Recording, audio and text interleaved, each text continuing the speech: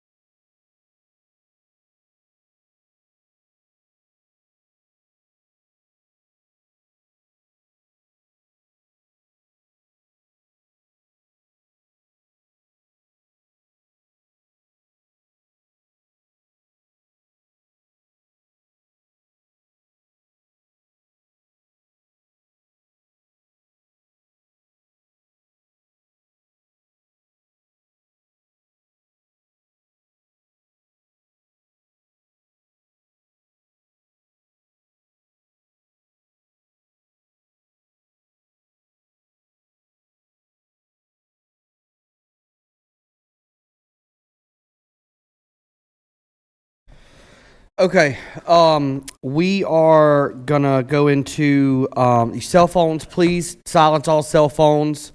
Everybody will have 2 minutes to speak. Once you're done with your 2 minutes, you may sit down, let the next person come up and speak. And Raven, will you do roll call? Mr. Shavers? Here. Mr. Taylor? Mr. Mangus? Here. Okay, so as some of you may know, this ordinance that I have been working on has been on a couple of agendas already and is back at the Ordinance Committee at the request of Councilman Wascom. So apparently there is some opinions and suggestions on this ordinance that didn't come forward before, so we're going to hear those now. And so if anybody would like to come up and speak, you got 2 minutes, and we'll go ahead and open the public hearing on them. Sure. Yes, sir. All right. First of all, I want to thank Mr. Shavers for this because it's really been a problem for a long time, and I appreciate that. I also appreciate all the input from everybody all over the community, especially the Natalie Allen and Mr. Keene. One of the first things that we did in the latest revision on it is we changed the name of this. It's section 125-37. It's requirements for minor subdivisions of property, because I called 4 different people and I asked them, when I use the word subdivision, what does that mean to you? And nobody other than an engineer or a surveyor said subdivisions of property. They said houses. They gave me Arbor Walk or Woodland Crossing. All right, so there's a disconnect. We're supposed to serve the people. So that first is the first thing, and I wanted just to get that out there, and everything else we can hash out after that. Thank you. Okay, who's first? Don't all run at once.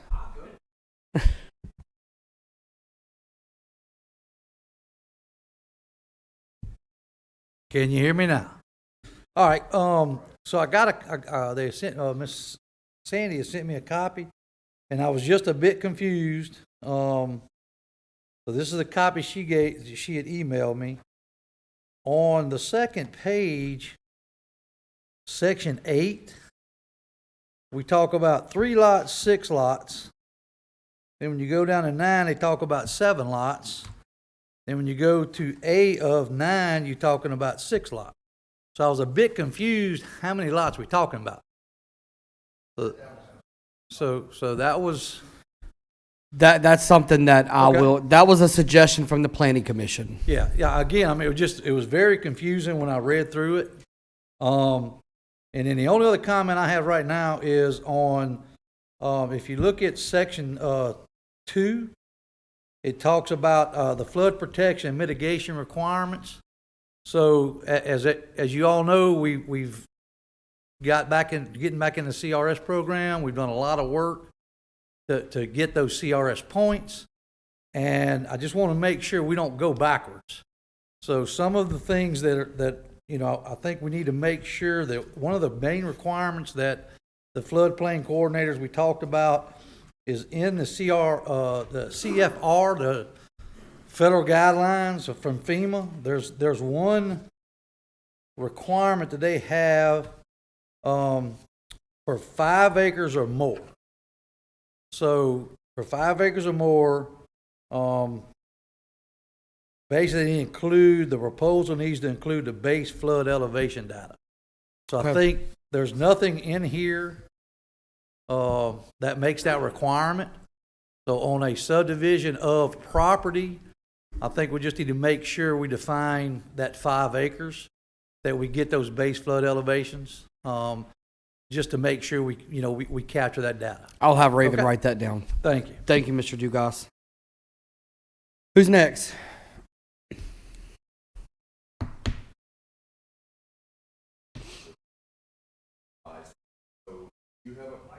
I got what Miss Sandy sent. All right. You may need to share. Revised from what? Well, no, they need the original, because that, if they get that one, that's where they're gonna confuse. That's the one you need. All right, sorry, Mr. Eddie, go ahead. That's okay. I think some of the confusion might be is that we're trying to interpret what we think you guys meant in the ordinance. So I think it would be very beneficial if we could, not saying this is the format to do it, maybe it is or isn't, but if we could say, hey, this is how we interpret it. Like for me, it seems like the intent was on one of the items, once it's subdivided, let's say beyond 6 lots, if that's what it gets changed to, that, like I talked about the other night, you won't be able to subdivide it beyond that without drainage impact study, traffic impact study, and special permission from the council. It seemed like that was the only mechanism to do it, or it's going to be considered a bona fide subdivision to where you end up having to build paved roads and things like that. So I don't know if that's what the intent was or not, but I think some dialogue back and forth just on what the intent is would be helpful too. Because I may be giving you my opinion or advice based on a misinterpretation of what you guys were actually trying to accomplish. And to sidestep a little bit, I think that's one thing that, for the last couple of years, the feeling I was getting, I thought that especially this council, I thought that the goal was less dense developments in Livingston Parish.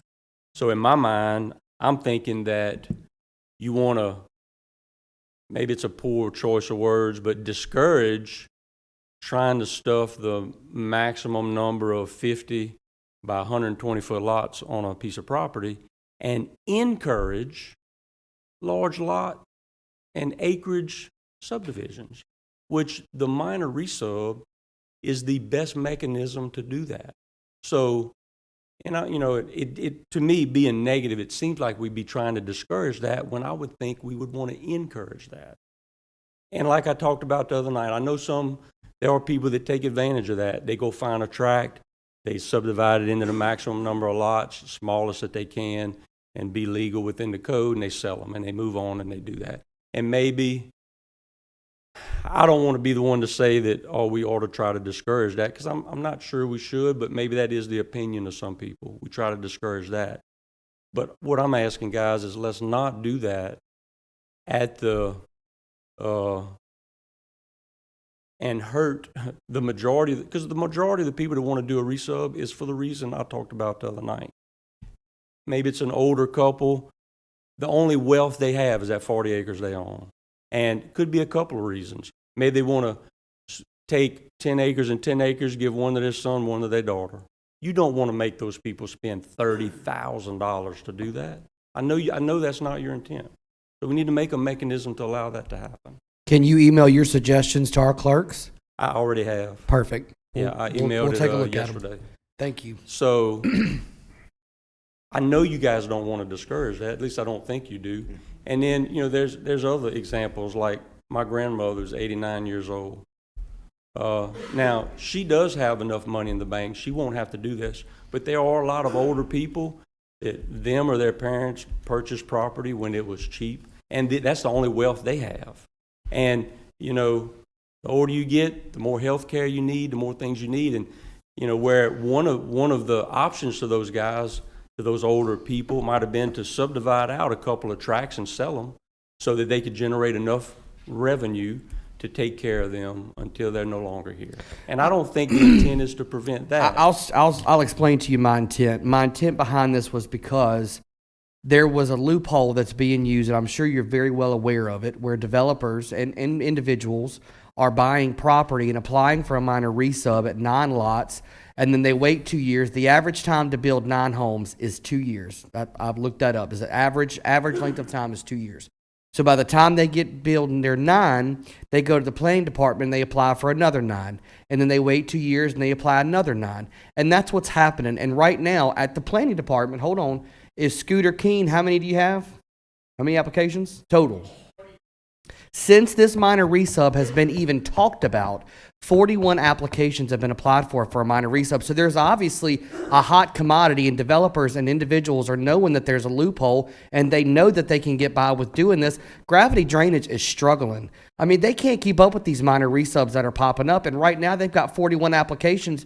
Scooter and the planning department have got no grounds to reject them because this law isn't in effect yet to really help those guys out and the neighboring properties who are flooding from all of these applications that are going beyond and beyond and beyond and beyond. It's just getting out of control. Yeah, and like I said, I agree with you. There are people that utilize that minor resub to do exactly that.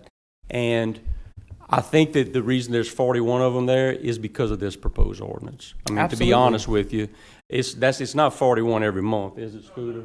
No, Okay. it's 41 So- total, but it's average 5 Yeah. to 7 a day from what I'm being Yeah, told. and so, you know, talking about intent and trying to encourage larger acreage lots in Livingston Parish, especially in rural Livingston Parish, the only place you could do it anyway.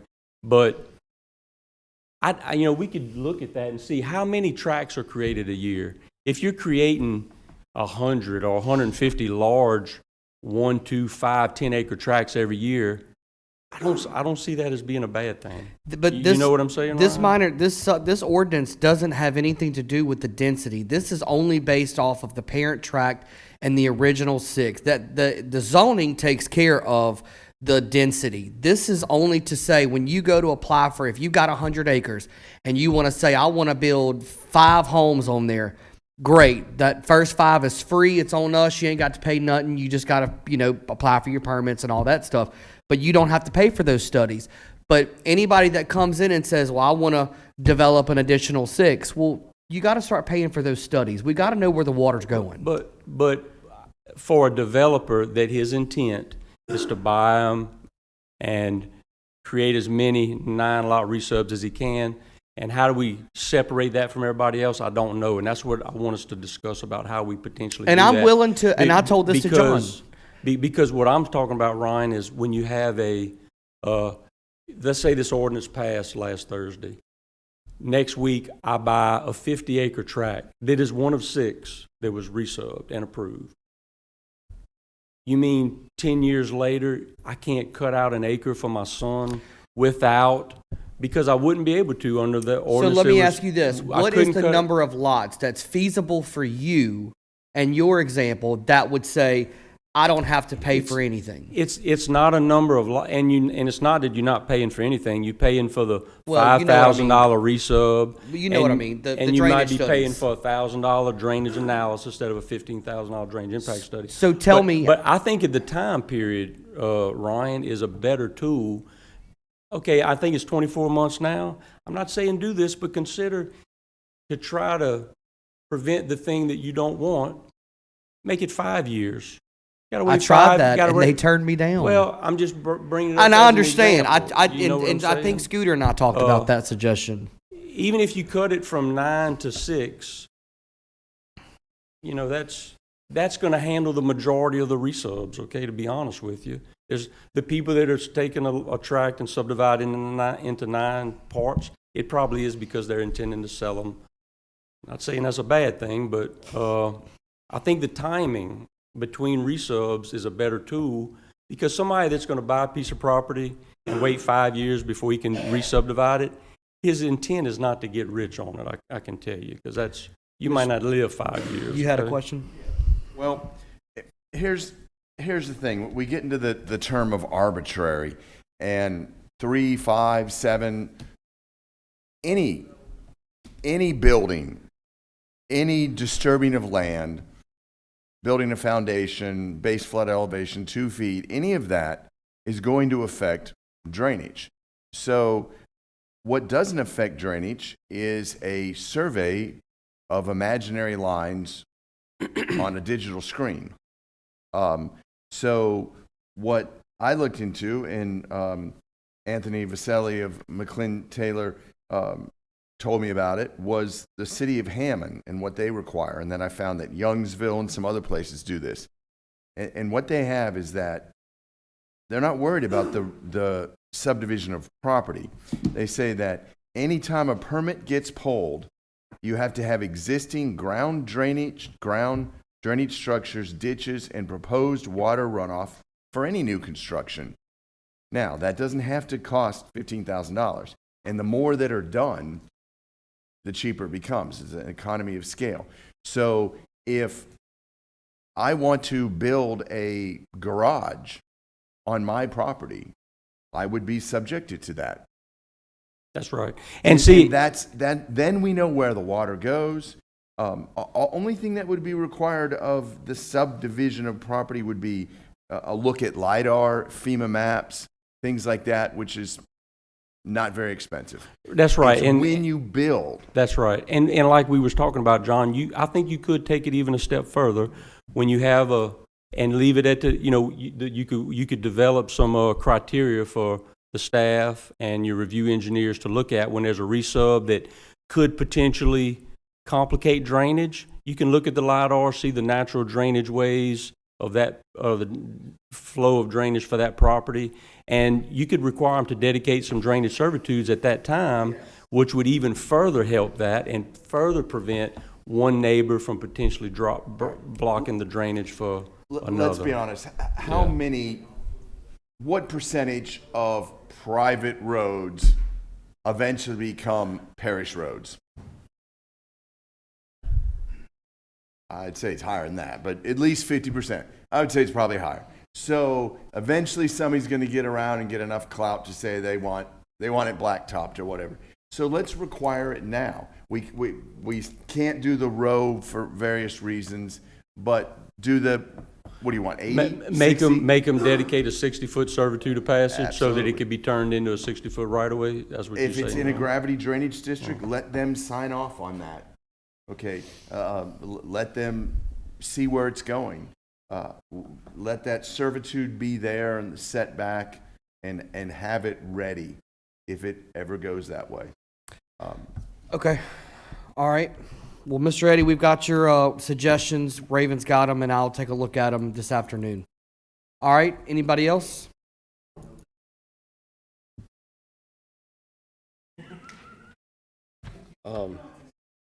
I'm Jamie Seelman, Quality Engineering and Surveying, representing Drainage District 1.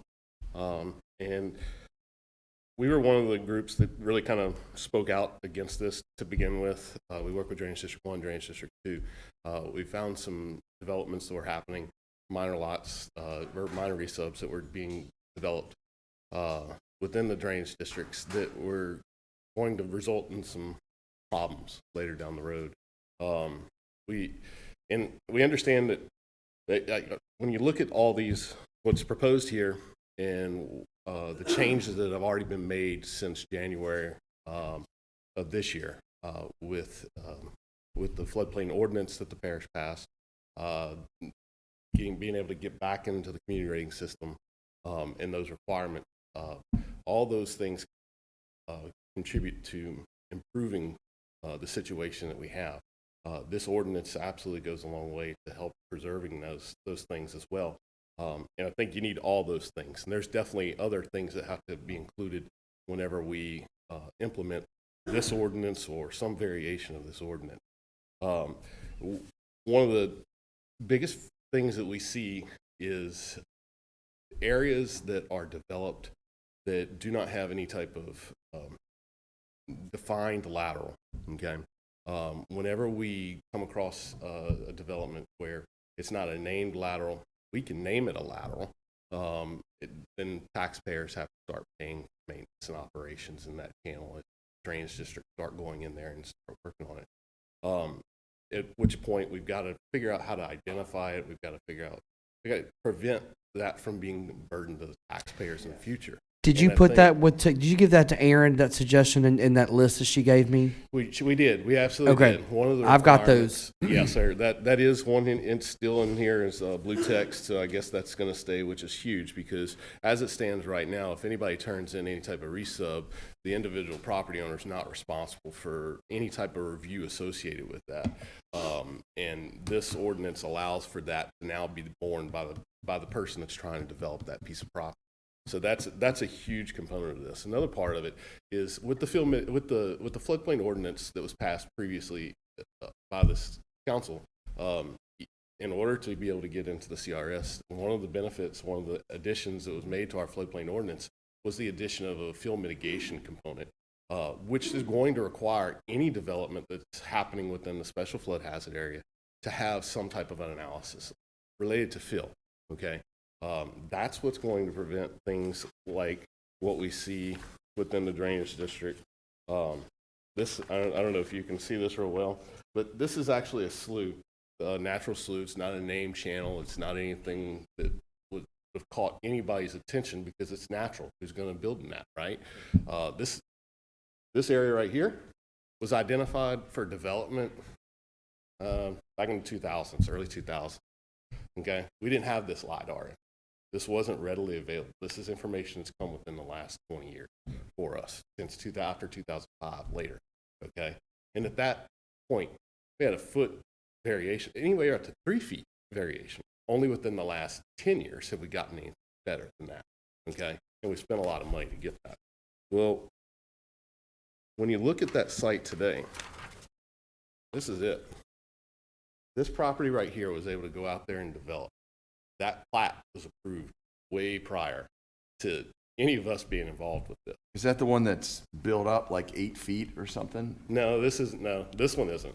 This is in There's that one Drainage that District 1 off Forest subdivision Club in Road. Walker that has like all the houses that are like 8 feet literally higher than Ant pile. Ant piles, right? Yeah. So they've completely blocked off this slough. Fortunately, in this particular case, the developer has gone through and made some accommodations with the parish and made some changes. But the Drainage District never had the authority to comment on it because it was never it was a minor resub. And that's what's driven us to come in here and ask for these things to put in place. We've got to document what's happening with the land as quickly as possible. The first thing someone does whenever they buy the land is they go out there and they clear it because they need to know what's out there, right? And once they've done that, they've damaged the land. We don't know what's out there. I think adding your suggestions that you gave to Erin, or reviewing them and looking at them with her and not Jerome, the land use attorneys, we were looking at them, and I don't really have an issue with it. I don't have an issue with all of them, but one or two I do. But this ordinance was created because of a meeting I had with you guys at the Gravity Drainage office. So I want to give you guys kudos for finding a problem and bringing it to me and saying something's got to be done because this has been done for too long. So I do appreciate you giving those suggestions, and we'll look at them. And I got them from Erin. So yeah, absolutely. So I think at the end of the day, there just has to be some type of documentation. Absolutely, tie it to a permit. Make sure that nobody's going out there damaging the drainage system that's available on site. Anytime someone goes and we've got to have clearing permits. If you're going to go clear land, we need to know what you're doing. I need to know what's happening out there at the drainage. Agreed. And that's going to protect the people that are adjacent to the properties that are going to be developed later on. Yep. Right. Thank you, Jamie. I Thank you. appreciate you. Right. All right. Who's next?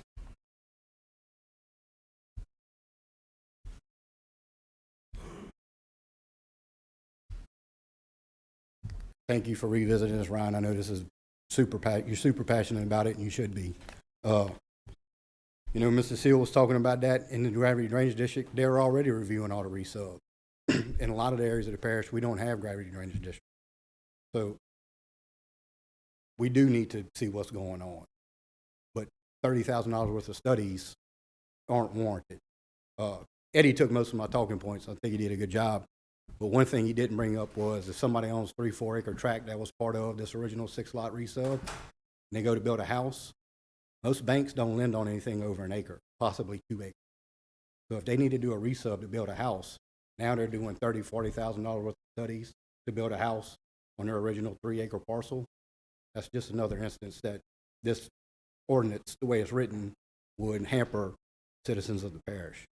And the broad brush stroke that we're trying to apply to every resub, I don't think is a good tactic to go about it. I do think there's some nuance and some further conversation to have. And I do like your suggestion about whenever we go to pull a permit, now we know what we're doing, now we know what we need to do. With what Mr. Seal said, if there's a base LiDAR or a base, FEMA maps, and we have an idea what the untouched land looks like, then when we go and develop it, I mean, that'll And be. we have LiDAR available for the entire parish, and that's for better lack of a term, a desktop assessment and minimal cost to find out what the water's doing and what it would do at that. And the more this becomes required, I mean, every new change, every new OSHA change in businesses or whatever, they're always expensive at first. But once it becomes, the Put in law place and put in act place, it'll kick in. No, we don't want to make anybody have to pay. I'm sure Mr. Shavers doesn't want people to pay I don't think he does either. $20,000. But we've got to do everything that we can to prevent another 2016. We're not going to stop development, and that's not what needs to happen. We have to grow, I agree. but it needs to be done correctly. And the good thing is with the 41 to 48 resubs that are coming in, that shows that Mr. Shavers and this body has shaken up some people. That It's definitely woke people up. they're I'll give you that. concerned, and that's what we need to do. That's what good governance is. Okay, thank you. Thank you. Anyone else?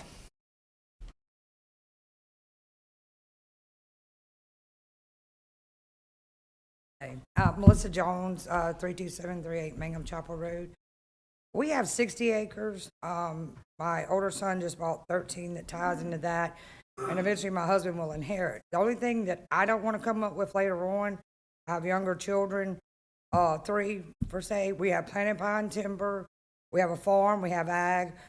We have a 1,483-foot driveway y'all will never maintain, but it's not 60 foot. But if I want to give my kids, I know we keep discussing this family partition, but I don't think there's allowances, and I wasn't going to say anything, but I feel like now I do, because I don't want somebody to come back and say, well, we're giving out waivers and we're going to get sued.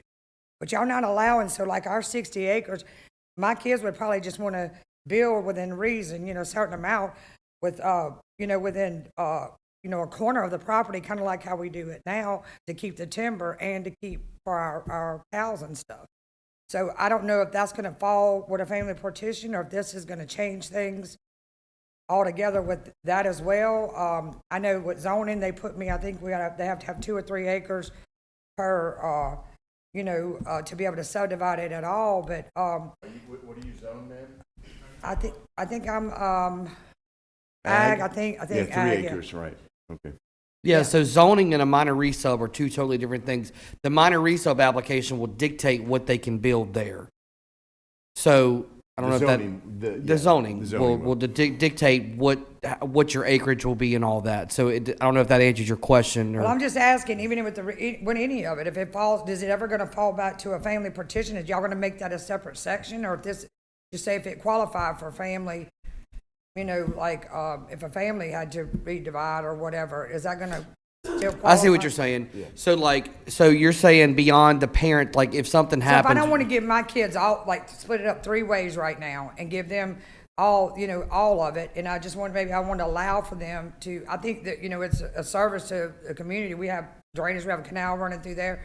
Of course, I'm meeting all those requirements, but are we going to be penalized when I go back to get ready to, we decide what we're going to do and they want to, you know, they get the rest of the land or however we split that up, but, You talking about like a family partition? yeah.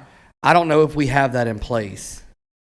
No, but I think that's something that's been in the works. I don't know. I remember somebody. I think it was either Ricky or one of the council members were sponsoring a family partition ordinance that I think would probably help your situation out. That's not something you're trying to do like tomorrow. No, But- I've been kind of waiting because, they kept saying they was gonna come up with you know, I didn't know, like, if I gave them a certain portion now, not all of it, and then later on wanted to, you know, give the rest or whatever. Sure. I felt like they were old enough and responsible enough to.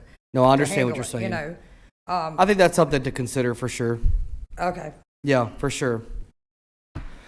Okay. Thank you, Miss Melissa. Jeanette Clark, 10811 Arnold Road. To add on to what she was saying, I was gonna come up here and say, definitely add in a family partition and look at Tangipahoe's ordinance. They have 10 years, for resubs and they have a family partition. So I think that might help everyone. They have a really good ordinance. I do a lot of work over there, so. Okay. So you're familiar with Hammond and Well, their- Hammond's is different. Right. So, yeah. Okay. Thank you. You're welcome. Raven, will you pull that and email me the family partition ordinance tomorrow morning? Okay. All right, is there anybody else to speak?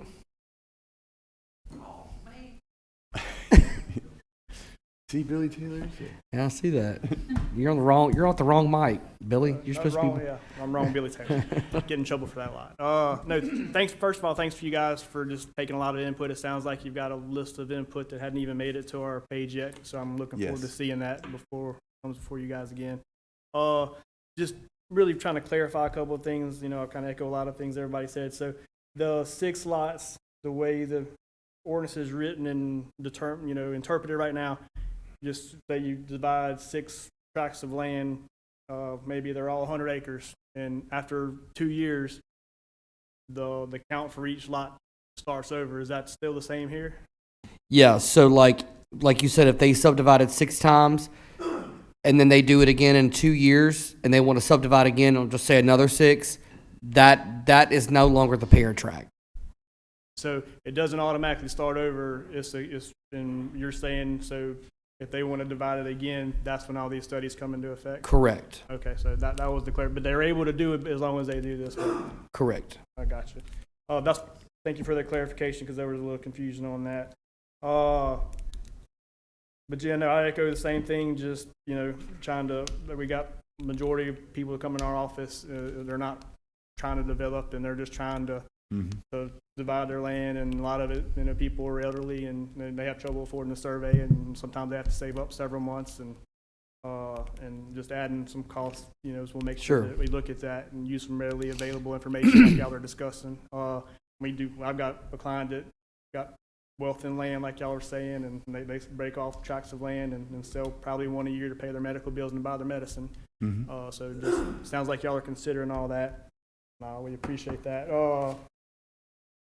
I'm just looking forward to seeing what y'all come up with after these suggestions, and look forward to working with you guys. The council agenda will go out tomorrow. So my plan, just so everybody here knows, is tomorrow's going to be a busy day for me, because she's going to have all the suggestions, and I'm going to look at those and start pinning in what I think would be a good fit out of everybody's suggestions.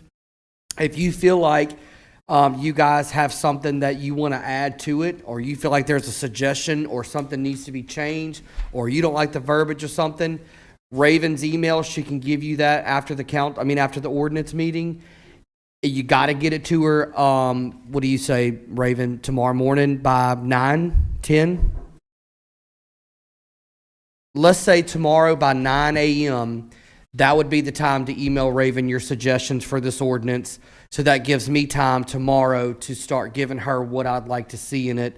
But like I said, get her email after the ordinance meeting tonight. But if there's nobody else to speak or nobody else has any suggestions,